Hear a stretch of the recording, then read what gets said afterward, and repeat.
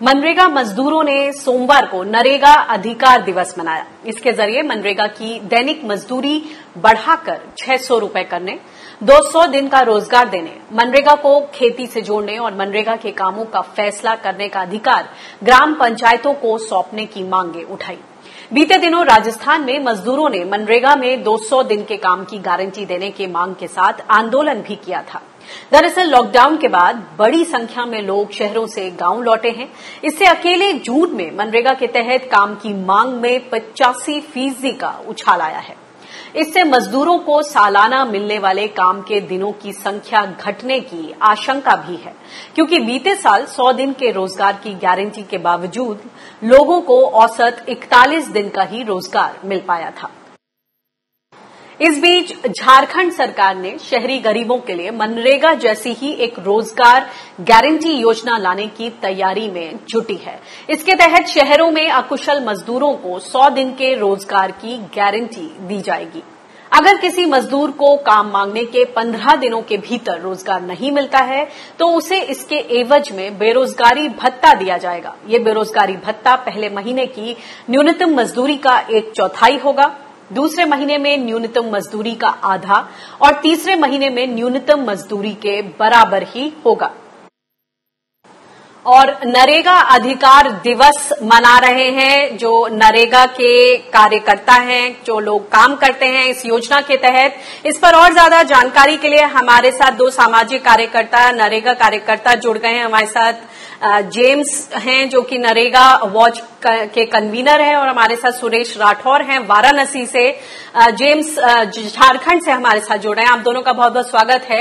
ये बताएं सुरेश, सबसे पहले मैं आपके पास आना चाहती हूं कि मनरेगा की जो दैनिक मजदूरी, हमने यहाँ महिलाओं को कहते सुना कि वो चाहती हैं कि उनकी मजदूरी बढ़े, उनके पास खाने पीने के लिए नहीं है, कपड़े पहनने के लिए नहीं है। वो बोल रही हैं कि बहुत सारे लेवल पर दिक्कतें हैं और उनको हर हाल में काम चाहिए। आज जब नरेगा अधिकार दिवस मना रहे हैं तो आपकी पहली टॉप 3 क्या प्रायोरिटीज हैं, लोगों की क्या जरूरतें हैं? देखिए, आज नरेगा अधिकार दिवस के रूप में हम लोग मना रहे हैं और उसके तहत हम लोग 3 मांगे कर रहे हैं। पहला ये है कि जो मजदूर हैं उनको कम से कम जो है कि 600 रुपए मजदूरी दिया जाए। दूसरा हम लोग मांग ये कर रहे हैं कि मजदूरों को, प्रत्येक व्यक्ति को कम से कम एक दिन में 1 साल में 200 दिनों का काम मिलना चाहिए। और तीसरा ये है कि जो योजनाएं हैं, कौन से काम नरेगा के अंतर्गत लिए जाएंगे, उन कामों का चयन ग्राम पंचायतों को, ग्राम सभाओं को करने देना चाहिए। क्योंकि ऊपर से जो योजनाएं बन के आती हैं उसमें ये होता है कि बहुत सारे ऐसे काम होते हैं जो स्थानीय लेवल पे वहां पर उस काम का जो है कि वो काम नहीं होता है, जिसकी वजह से लोगों को काम, भले ही लोग बार बार काम का आवेदन करते हैं लेकिन उनको काम मिलने में कठिनाई होती है। जो आपने ये मांग रखी है कि दिहाड़ी फिलहाल 200 रुपए के आसपास है और इसको बढ़ाकर 600 रुपए की मांग, आपको लगता है कि सरकार इस मांग को सुनेगी? हाल ही में उत्तर प्रदेश सरकार ने श्रम रोजगार कल्याण योजना भी लॉन्च की है। उसके तहत भी बात हो रही है कि एक बजट दिया गया है और ऐसे 25 काम चिन्हित किए गए हैं जो कि मोर और लेस मनरेगा के ही तरीके वाले काम हैं। अब इससे आपको क्या लगता है कि वहां पर जो तमाम इलाके हैं, 31 जिले पूर्वी उत्तर प्रदेश के, उनमें क्या किसी तरह का कंफ्यूजन फैल रहा है? लोग ज्यादा से ज्यादा इस योजना में जाना चाहते होंगे क्योंकि वहां दिहाड़ी शायद ज्यादा है, यहां पर दिहाड़ी 200 रुपए के आसपास है। किस तरह की स्थिति बन रही है? देखिए, ऐसा है कि हम लोगों ने ये पता करने की कोशिश किया कि ये जो इन्होंने अभी लॉन्च किया है अपना योजना, किस किस तरीके के प्रावधान हैं, लेकिन उसके बारे में कुछ आपको तक नहीं पहुंचा हुआ है।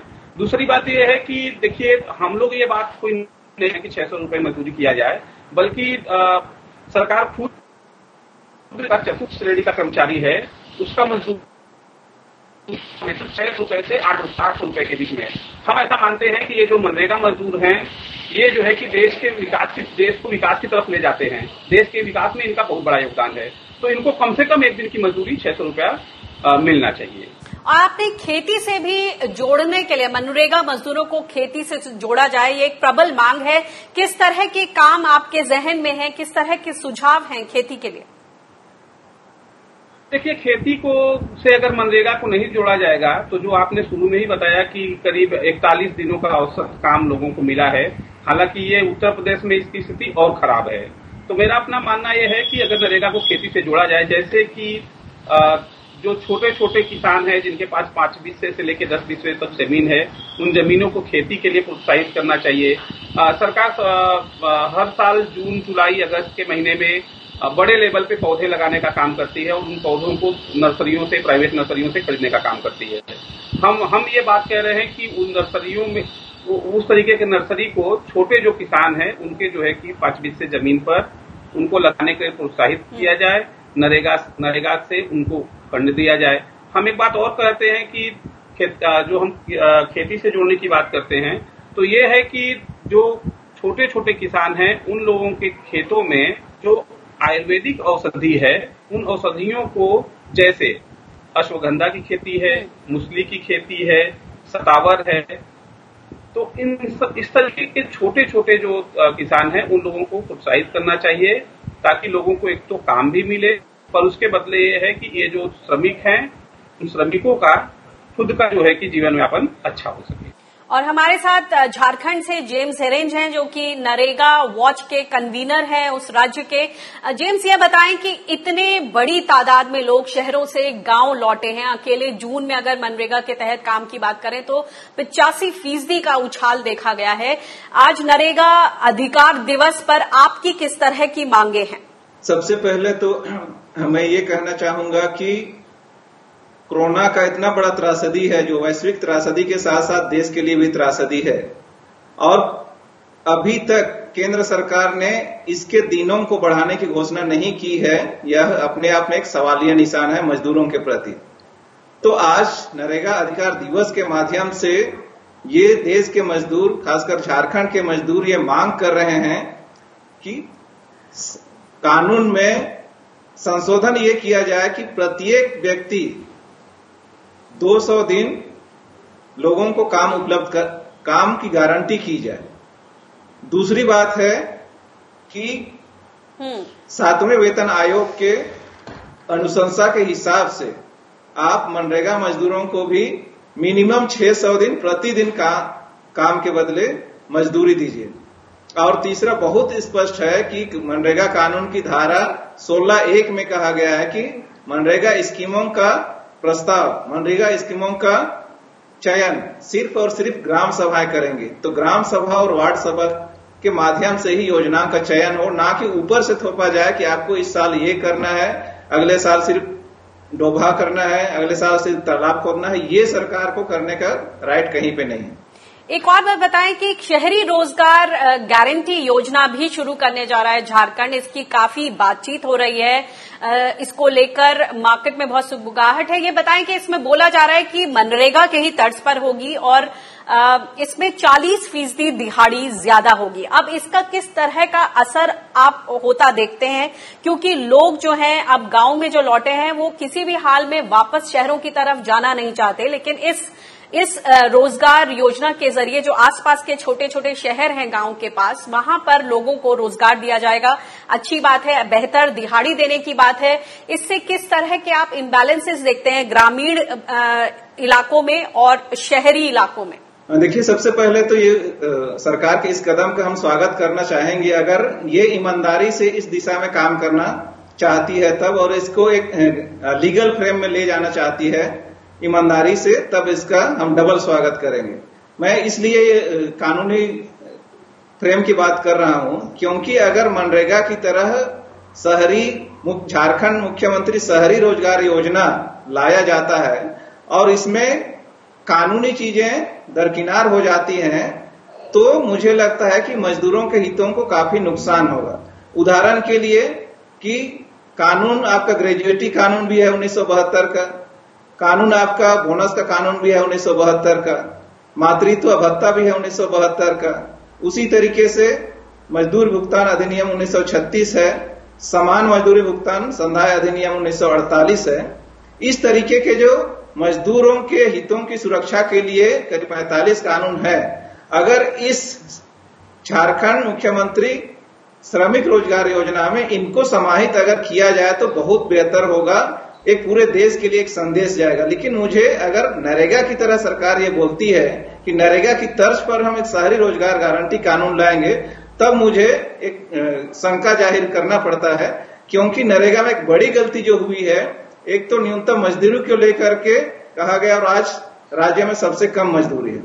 दूसरी बात है कि ये अगर मजदूरों के लिए कानून था नरेगा, तो इसको श्रम मंत्रालय से इसका क्रियान्वयन किया जाना चाहिए, लेकिन आज की तारीख में ग्रामीण विकास मंत्रालय से संचालित हो रहा है, तो यहाँ पे मजदूरों के हितों की रक्षा नहीं हो रही है। तो ये गलती आपका राज्य जो कानून बना रहा है उसमें भी संभावना है, तो इनको तो विशेष ध्यान देना पड़ेगा। आपका जो शंका जाहिर है कि जो शहरों में इस तरह के कानून के हिसाब से ज्यादा दिहाड़ी दी जाएगी। देखिए, ये यहाँ मैं झारखंड में रहता हूँ और लगभग हर डिस्ट्रिक्ट मुख्यालय में, जिला मुख्यालय में, जो उस जिला मुख्यालय के 10 किलोमीटर और कहीं कहीं तो जहां साधन है वहां पे 20-25 किलोमीटर तक मजदूर आते हैं शहर में और दिन भर करके काम करके शाम को वापस जाते हैं। तो ये एक तरफ अभी तक जो घोषणा है उसका जो छोटा मोटा स्क्रिप्ट तैयार हुआ है, छोटा मोटा ड्राफ्ट तैयार हुआ, उसमें कहा गया है कि जो नरेगा मजदूर हैं उनको इसमें हम काम करने नहीं देंगे, काम करने के लिए शामिल नहीं करेंगे। तो उनका जो हित है, मतलब आज जो उनको रोजगार मिल रहा है, फिर उनको तो वंचित होना पड़ेगा। तो ये जो टकराहट होगी, आज भी नरेगा में कम मजदूरी के चलते ही लोग शहर आते हैं, नहीं तो गांव में बेहतर मजदूरी मिलती तो क्यों शहर आते हैं। तो वो रोजी उनकी छीन जाएगी, तो ये टकराहट होगी कि आप शहर के लोगों को क्यों दे रहे हैं और हमको क्यों नहीं दे रहे हैं।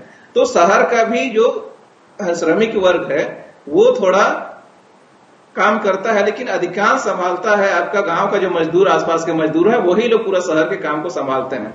तो उनके अवसर छीन जाएंगे, ये हमको लगता है संविधान विरोध भी होगा अगर आप किसी से रोजगार छीनते हैं तो। जी शुक्रिया इस इनसाइट के लिए। सुरेश जी, आपसे आखिरी सवाल पूछना चाहती हूँ कि कहा गया है उत्तर प्रदेश ने राजस्थान को पछाड़ दिया है मनरेगा मजदूरी की बात करें तो जो मजदूर हैं उनको इतना काम मिल रहा है, कितनी सच्चाई है इस तथ्य में? क्योंकि लोगों का कहना है कि काम, एक ही काम जो वो 10 दिन में खत्म करते थे, वो अब इतने ज्यादा लोग हैं कि वही काम 3 दिन में खत्म हो जा रहा है। तो लोगों के पास कुल मिलाकर हाथ में मजदूरी बहुत कम आ रही है। देखिए, ऐसा है कि ये सरकार का सब आंकड़ों का खेल है और अभी भी जो जमीन की स्थिति है, जमीन पर जो स्थिति है वो यही है कि लोगों को 10 से 15 दिनों का काम इस पूरे लॉकडाउन में मिला है। अगर आप देखेंगे, हमने कुछ आपको वीडियो भी भेजा हुआ है, उस वीडियो में आप देखेंगे तो महिलाएं बता रही हैं आपको कि 10 से 15 दिनों का काम मिला है। दूसरी बात यह है कि देखिए, पहले चूंकि कभी भी ग्राम पंचायतें मनरेगा के तहत जो आवेदन होता है, उनका डिमांड जो किया जाता है, वो डिमांड कभी लिया नहीं जाता है।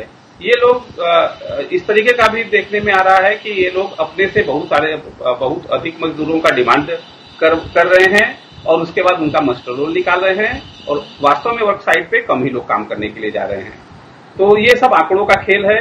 अच्छा होता अगर सभी मजदूरों को जितना संख्या दिखाया जा रहा है, और ये भी कहा जा रहा है कि पढ़े लिखे लोग भी इस मनरेगा के तहत काम में आ रहे हैं, चाहे वो बीए हो, एमए हो, तमाम जो प्रशिक्षित टेक्निकल ब्लू, मतलब जिसे कहना चाहिए ब्लू कॉलर जॉब्स जो करते हैं, पढ़े लिखे लोग भी मनरेगा के तहत काम लेने आ रहे हैं। क्या कहेंगे आप इसमें? देखिए, अब वो हो सकता है कि सरकार इस बात पे अपनी पीठ थपथपाए, लेकिन अगर अभी तक यही जो है कि पढ़ा लिखा वर्ग जाके दूसरे शहरों में मजदूरी करने को बाध्य था और आज ये कह रहे हैं कि यही लोग जो है कि आके नरेगा में काम कर रहे हैं, तो ये कितना इसमें सच्चाई है वो हम आप समझ सकते हैं। दूसरी तरफ अगर हम देखें तो निश्चित रूप से आज काम करने के लिए बाध्य हैं, लेकिन हम इसको इस भी तरीके से देखते हैं कि ये सरकार की एक तरीके से फेलोटी है कि जो पढ़े लिखे लोग हैं उन लोगों को रोजगार से आज तक जोड़ नहीं पाई है। जी, बहुत बहुत शुक्रिया आप दोनों का इस चर्चा में शामिल होने के लिए।